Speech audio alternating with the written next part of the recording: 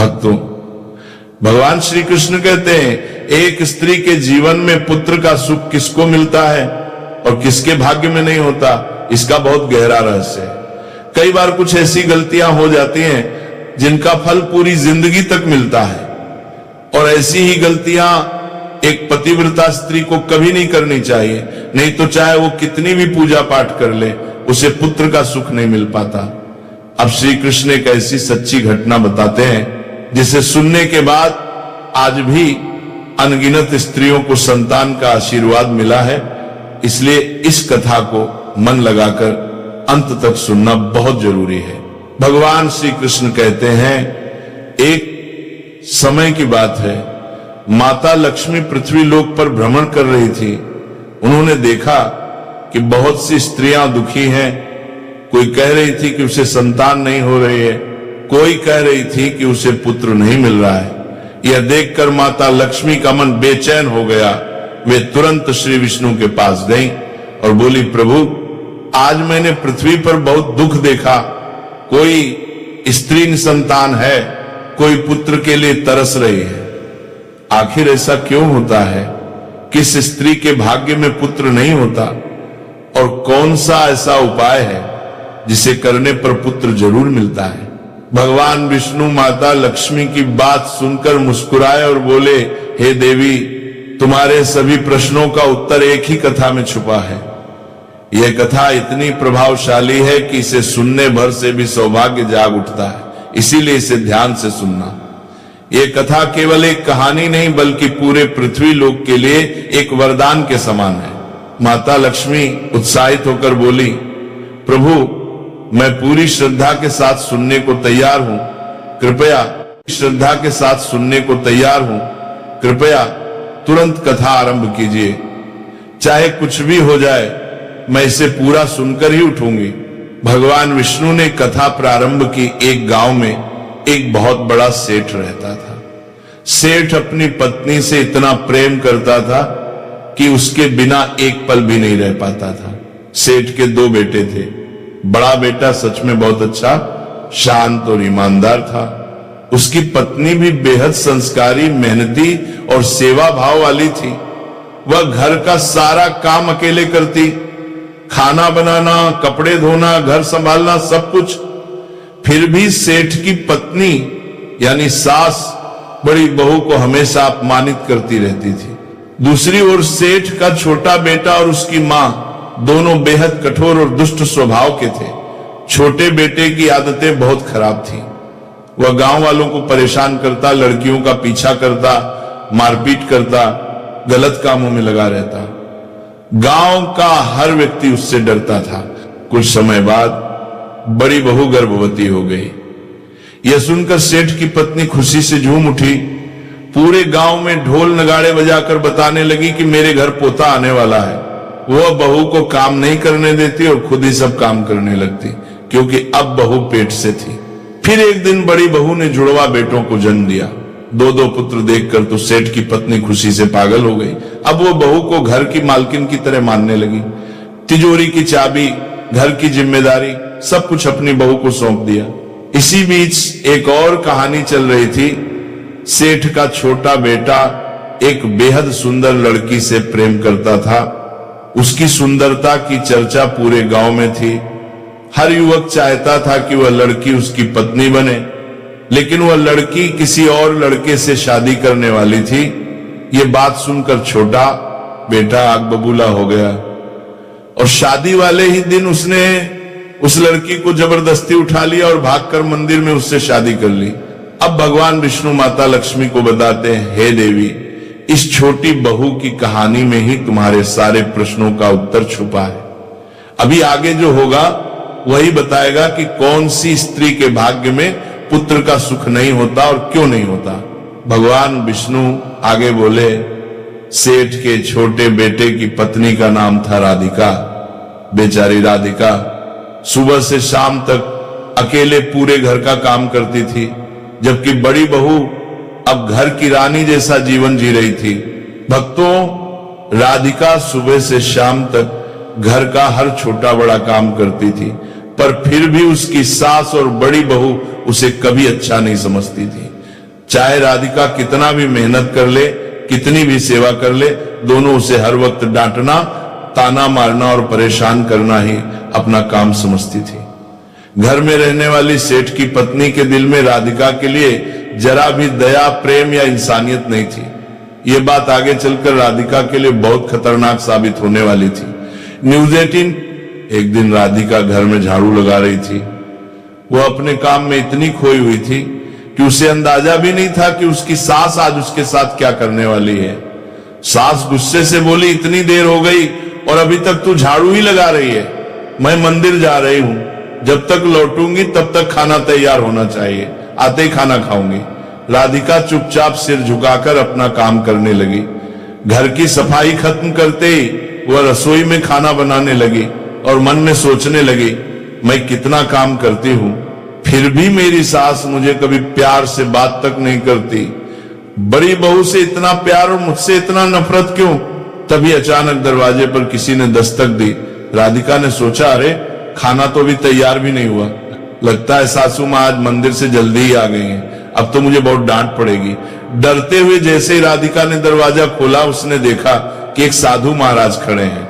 साधु बोले, बेटी मुझे थोड़ा भोजन दे दो, सुबह से भूखा हूं। राधिका घबरा गई। वो बोली, महाराज मैं आपका मन रखती हूं, पर मेरी सास बहुत कठोर स्वभाव की है। वह मुझे मासिक धर्म के दिनों में भी नौकरानी से ज्यादा काम करवाती है। अभी वह मंदिर गई हैं, आते ही मुझे डांटेंगी, मुझे मारेंगी भी। अगर उन्होंने आपको भोजन करते देख लिया तो मुझे बहुत कष्ट होगा, मैं कैसे भोजन दूं? साधु ने प्रेम से कहा, बेटी थोड़ा सा ही दे दो, मैंने आज कुछ भी नहीं खाया है। साधु की यह बात सुनकर राधिका का दिल पसीज गया। उसने डरते डरते साधु को अंदर बुलाया और बोली, महाराज आइए, मैं आपको अपने हिस्से का भोजन दे देती हूं। लेकिन उसके हाथ कांप रहे थे। बार बार उसका मन कह रहा था, अगर सासू मां अभी आ गई तो मेरा क्या होगा? साधु जैसे ही अंदर आए, उनका सामना बड़ी बहू से हुआ। बड़ी बहू उस समय दोबारा गर्भवती थी। साधु ने एक नजर उसे देखा और मुस्कुराकर बोले, बेटी तुम्हारे घर में सौभाग्य आने वाला है, तुम्हें इस बार एक सुंदर सी पुत्री की प्राप्ति होगी। वह तुम्हारे घर को खुशियों से भर देगी। उसके चरण पड़ते ही तुम्हारे घर के दिन बदल जाएंगे, तुम लोग रंग से राजा बन जाओगे। बड़ी बहू यह सुनकर खुश तो हुई, पर साथ ही बहुत घबरा गई। उसे पता था कि सासू मां को अगर यह पता चल गया कि इस बार भी लड़की होने वाली है तो वो बहुत क्रोधित होंगी। उसने मन ही मन भगवान से प्रार्थना की, प्रभु मेरी रक्षा करना। इतने में राधिका साधु को भोजन लेकर पहुंची। वो भी सारी बातें सुन चुकी थी। बड़ी बहू डरते हुए बोली, राधिका प्लीज सासू मां को इस बारे में मत बताना, मैं सही समय पर उन्हें समझा दूंगी। मैं कौतिक प्रवाद करके कौतिक। साधु ने राधिका की ओर मुड़कर कहा, बेटी तुम्हें भी पहला संतान बेटी ही होगी। राधिका ये सुनकर चौंक गई, पर उसने कुछ नहीं कहा। इसी बीच अचानक दरवाजा जोर से खुला। सासू मां मंदिर से वापस आ गई थी। जैसे ही उन्होंने साधु को भोजन करते देखा, उनकी आंखों में आग भर गई। वह चिल्लाई, ये मेरा घर है या कोई धर्मशाला? कोई भी आ जाए और तू खिलाती रहे, अन्न मुफ्त में आता है क्या? और तूने इसको खाना क्यों दिया? घर के लोग क्या खाएंगे? सास ने गुस्से में साधु को धक्के मारकर बाहर निकाल दिया और उनका खाना जमीन पर पटक कर फेंक दिया। फिर राधिका पर बरस पड़ी, तूने साधु को भोजन क्यों दिया? तुझे क्या लगता है खाना आसमान से गिरता है? डरी हुई राधिका धीमे से बोली, सासू मां साधु बहुत भूखे थे, इसलिए मैंने उन्हें अपने हिस्से का खाना दे दिया। आज मैं खाना नहीं खाऊंगी। वह रात राधिका बिना खाए ही सो गई, पर किसी ने उसे पूछने तक की जहमत नहीं की। जब उसका पति रात को काम से लौटा, उसे सारा हाल पता चला। वह गुस्से से मां से बोला, आज के बाद राधिका के साथ कोई बुरा व्यवहार नहीं करेगा। अगर किसी ने उसे चोट पहुंचाई तो मुझसे बुरा कोई नहीं होगा। राधिका का पति उसे सच में बहुत प्रेम करता था।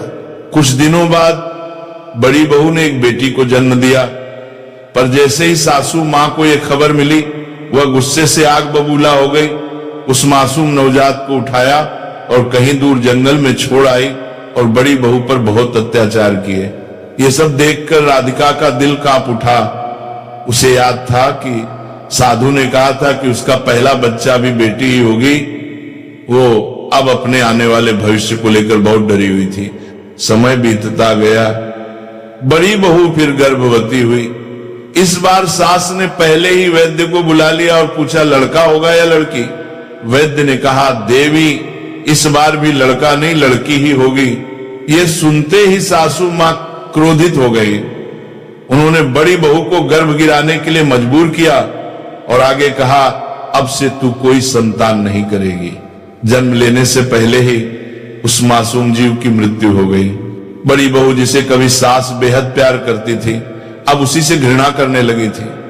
घर की चाबी तक उससे छीन ली गई और ये सब देखकर राधिका का डर और भी बढ़ गया था। साथ ही अब उससे नौकर जैसा काम करवाने लगी। अब आगे भगवान विष्णु कहते हैं, कुछ दिनों के बाद राधिका को एक पुत्री होती है और सेठ की पत्नी फिर से निराश हो जाती है और इस लड़की को भी जंगल में छोड़ने का सोचती है। राधिका को पता होता है कि सासू मां मेरी पुत्री को नहीं छोड़ेगी, वो पक्का इसे भी मरवा देगी। इसीलिए राधिका चुपके से घर के पीछे वाले दरवाजे से भाग जाती है और अपने बच्चों को एक अनाथालय में रखाती है। अब जब अगला संतान होने वाला होता है तो राधिका क्या करती है कि वह एक वैद्य के पास जाती है।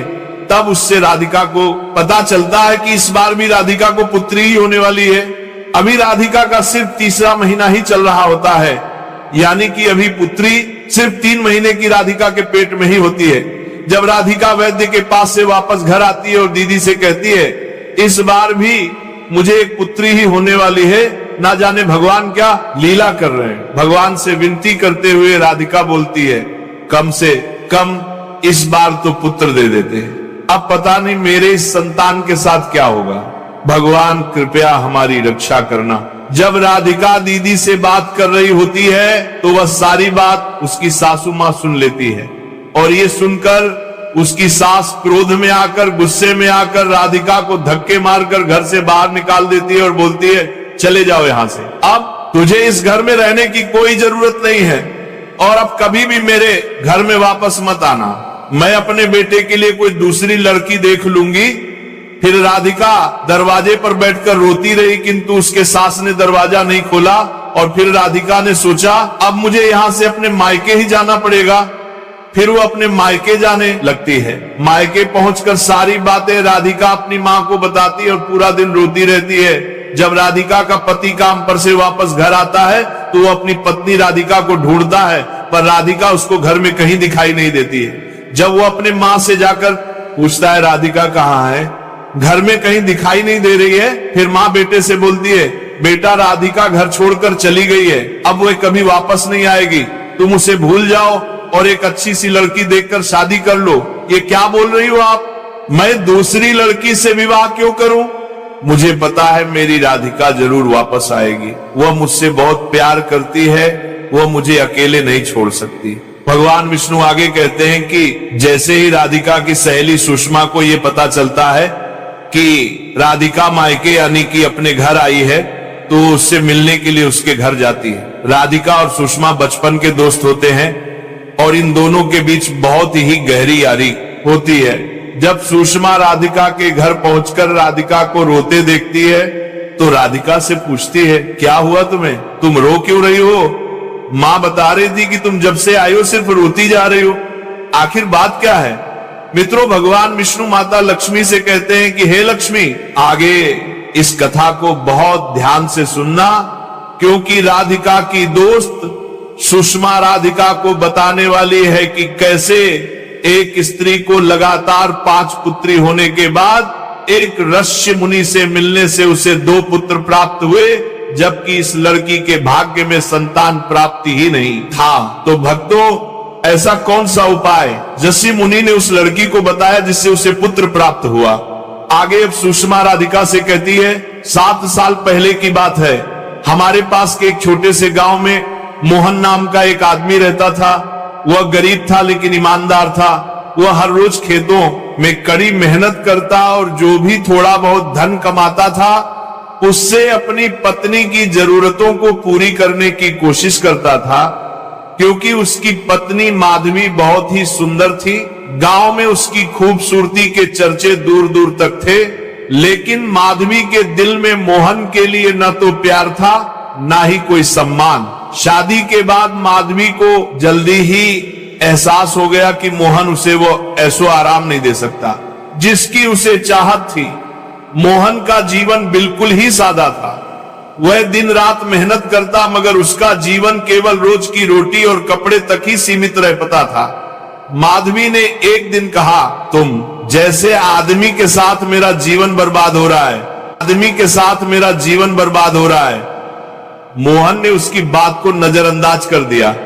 उसे लगता था कि शायद समय के साथ माधवी उसका प्यार समझेगी, लेकिन माधवी के लिए मोहन का प्यार बोझ बन चुका था। एक दिन गांव के मेले में माधवी की मुलाकात विक्रम नाम के एक ताकतवर व्यापारी से होती है। विक्रम लंबा, मजबूत और पैसे वाला आदमी था। उसकी बातें माधवी को जादू जैसी लगती थी। उसने कभी ऐसा आत्मविश्वास किसी में नहीं देखी थी। विक्रम ने माधवी की तारीफ करते हुए कहा, तुम जैसी सुंदरता का इस गांव में क्या काम, तुम्हें तो रानियों जैसी जिंदगी मिलनी चाहिए। माधवी के भीतर छिपी इच्छाएं जाग उठी। वह विक्रम के करीब होने लगी। कुछ ही दिनों में दोनों के बीच रिश्ता गहरा हो गया। माधवी अब हर रोज किसी बहाने से विक्रम से मिलने जाती, जिससे मोहन को माधवी की इन हरकतों पर शक होने लगा, लेकिन उसने कुछ नहीं कहा। वह सोचता था कि शायद उसका प्यार माधवी को सही रास्ते पर वापस ला देगा। विक्रम के बाद माधवी की नजर गांव के योद्धा अर्जुन पर पड़ी। अर्जुन शक्तिशाली और आकर्षक था। उसकी तलवारबाजी की कला पूरे गांव में प्रसिद्ध थी। माधवी अर्जुन की तरफ खिंची चली गई। वो अब हर दिन अर्जुन को देखती और उससे मिलने के बहाने ढूंढती। एक दिन माधवी ने अर्जुन से कहा, तुम्हारी ताकत मुझे मोहित करती है। अर्जुन, जो कि पहले से ही माधवी की सुंदरता का दीवाना था, उसके जाल में फंस गया। दोनों के बीच एक नया रिश्ता शुरू हो गया। माधवी अब विक्रम और अर्जुन दोनों के साथ समय बिताने लगी। उसे यह खेल मजेदार लगता था। उसकी इच्छाएं असीम थी। माधवी के इस व्यवहार ने मोहन की जिंदगी को नरक बना दिया था। वो उसे हर दिन ताने मारती। वो कहती, तुम्हारा औकात क्या है, तुम्हारे जैसे गरीब आदमी के साथ में क्यों रहूं। मोहन ने कई बार समझाने की कोशिश की, लेकिन माधवी के लिए उसका कोई मोल नहीं था। गांव के लोग भी मोहन का मजाक उड़ाने लगे। गांव के सभी लोग कहते थे कि तुम्हारी पत्नी तो पूरे गांव की रानी बन चुकी है। मोहन ये सब सहता रहा। उसका दिल टूट चुका था, लेकिन वह माधवी से अलग होने का ख्याल भी नहीं कर सका था। माधवी के लिए वासना एक नशा बन चुकी थी। विक्रम और अर्जुन के बाद उसने गांव के कई शक्तिशाली और आकर्षक लोगों के साथ संबंध बनाए। माधवी के दिन अब अलग अलग पुरुषों के साथ गुजरते। वह हर आदमी से कुछ न कुछ पाना चाहती थी, किसी से सुख, किसी से पैसा। उसकी इच्छाओं का कोई अंत नहीं था। एक रात जब माधवी देर से घर लौटी, उसने देखा कि मोहन चुपचाप बैठा हुआ था। उसके चेहरे पर एक अजीब सा सन्नाटा था। मोहन माधवी से पूछता है, तुम अभी कहां से आ रही हो।